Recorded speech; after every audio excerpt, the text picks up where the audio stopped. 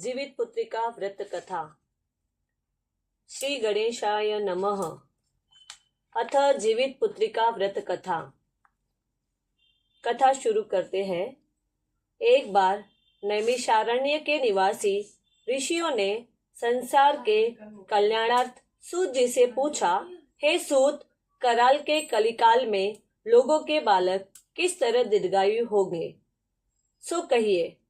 सूत जी बोले, जब द्वापर का अंत और कलयुग का आरंभ था, उसी समय बहुत सी शोकाकुल स्त्रियों ने आपस में सलाह की कि क्या इस कली में माता के जीवित रहते पुत्र मर जाएंगे। जब वे आपस में कुछ निर्णय न कर सकी, तब गौतम जी के पास पूछने के लिए गई। जब उनके पास पहुंची तो उस समय गौतम जी आनंद के साथ बैठे थे।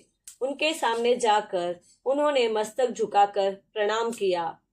तदनंतर स्त्रियों ने पूछा, हे प्रभो, इस कलयुग में लोगों के पुत्र किस तरह जीवित रहेंगे?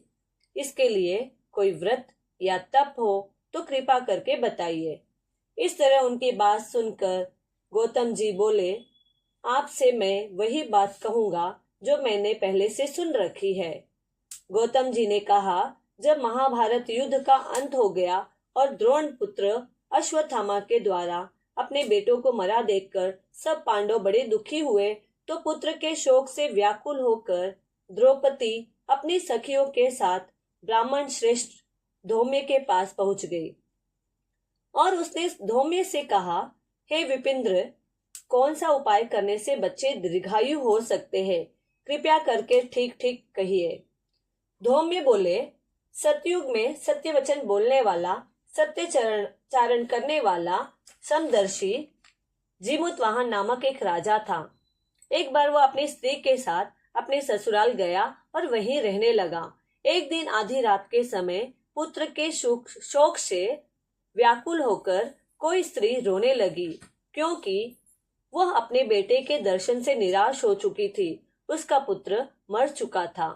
वो रोती हुई कहती थी, हाय, मुझ बूढ़ी माता के सामने मेरा बेटा मरा जा रहा है। उसका रुदन सुनकर राजा जीमुतवाहन का तो मानो हृदय विदीर्ण हो गया।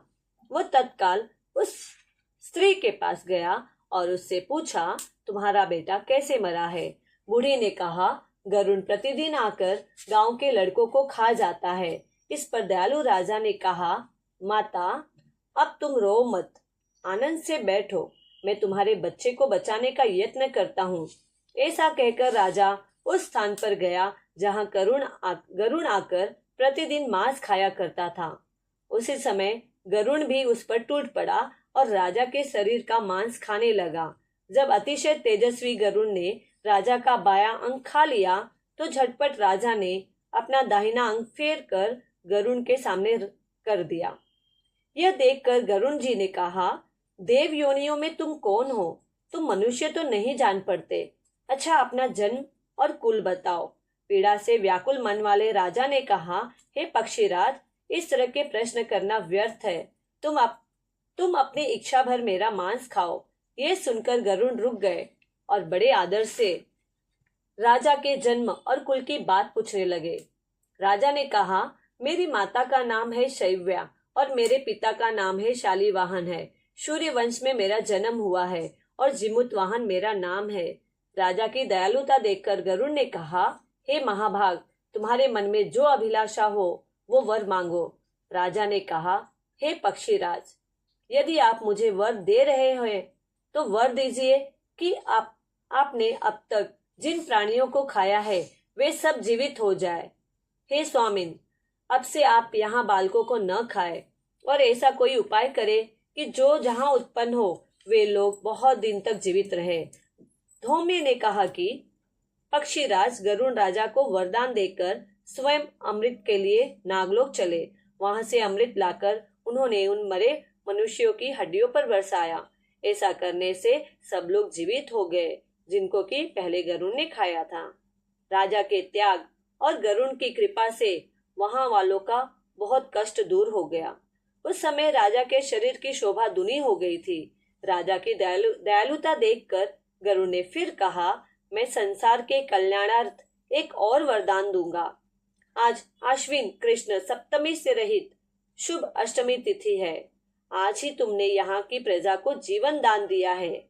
हे वत्स, अब से ये दिन ब्रह्म भाव हो गया है, जो मूर्ति भेद से विविध नामों से विख्यात है। वहीं त्रैलोक से पूजित दुर्गा अमृत प्राप्त करने में अर्थ में जीवित पुत्रिका कहलाई है।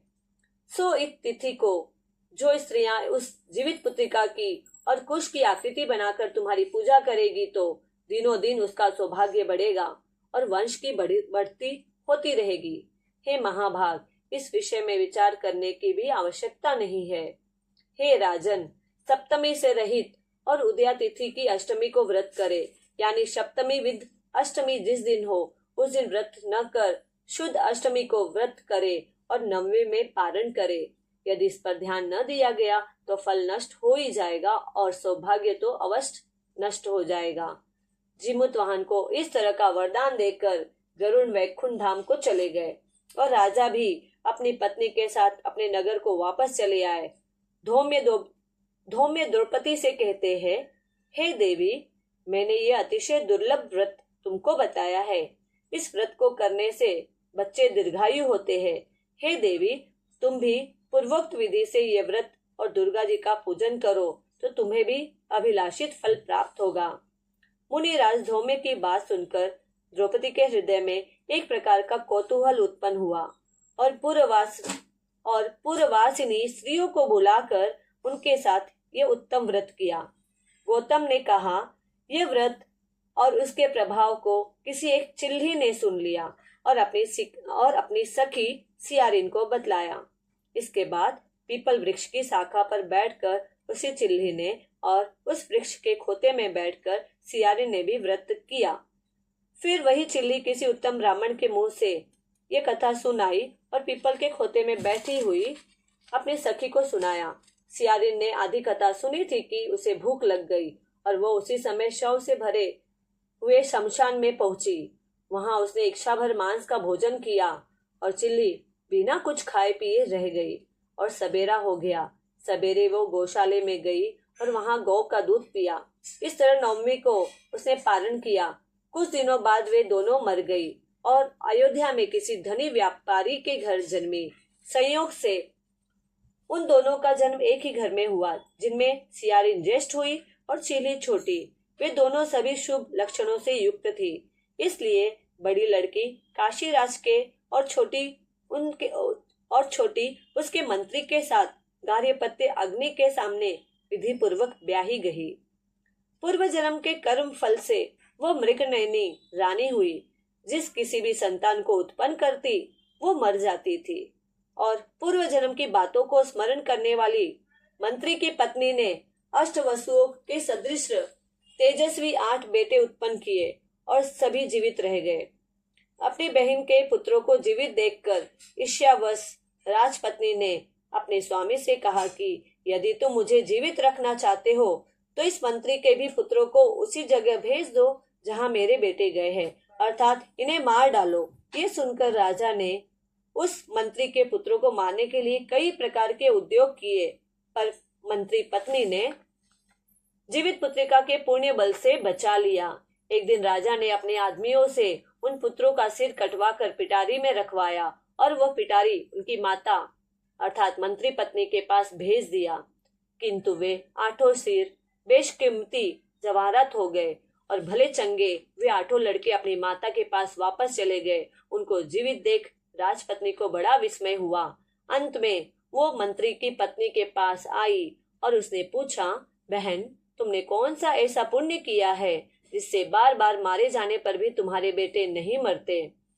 इस पर मंत्री की पत्नी ने कहा, पूर्व जन्म में मैं चिल्ली थी और तुम सियारिन, दोनों ने व्रत किया था।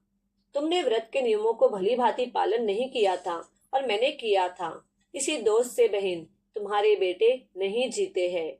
ओ राजरानी, अभी भी तुम उस जीवित पुत्रिका व्रत को करो, तुम्हारे बेटे दीर्घायु होंगे।